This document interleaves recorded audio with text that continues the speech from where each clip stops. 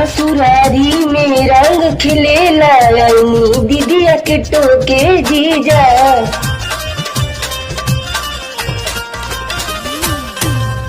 हमरो मन पनियाई दिहनी दूनो जुबनवा टोके जीजा।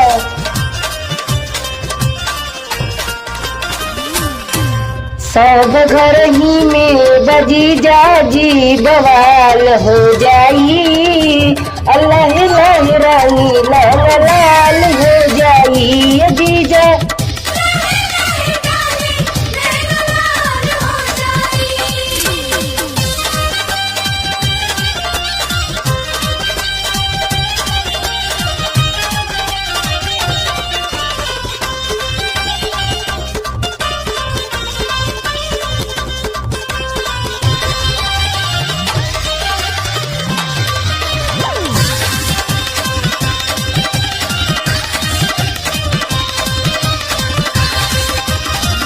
हो कि न बेकाबू बर्दाश्त करी जीजा जी।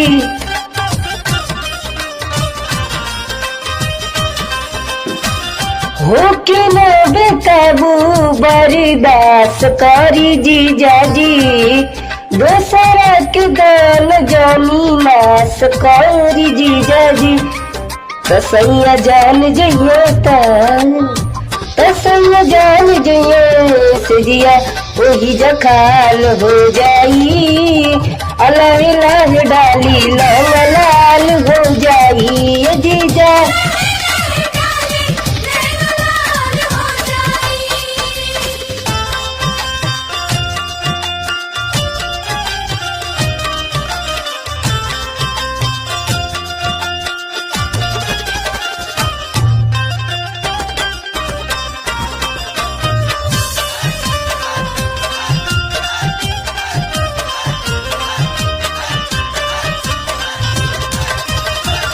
ऊपर ऊपर जीजा दही सार लाल हो।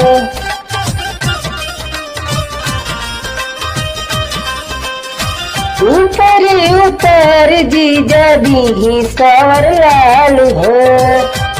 रंगवा गुलाल नहीं लहंगा में डाली कि दीदिया सुन ली कि पंकज सुन लिए तो सजिया पहड़ ताल हो जाई।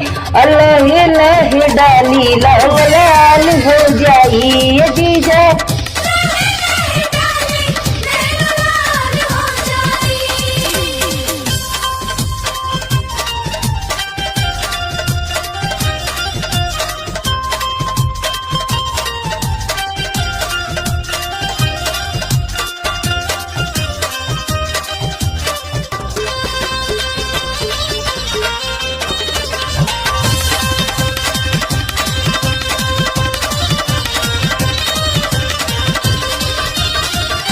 जीजा पलटनी राउर चली ना चला की।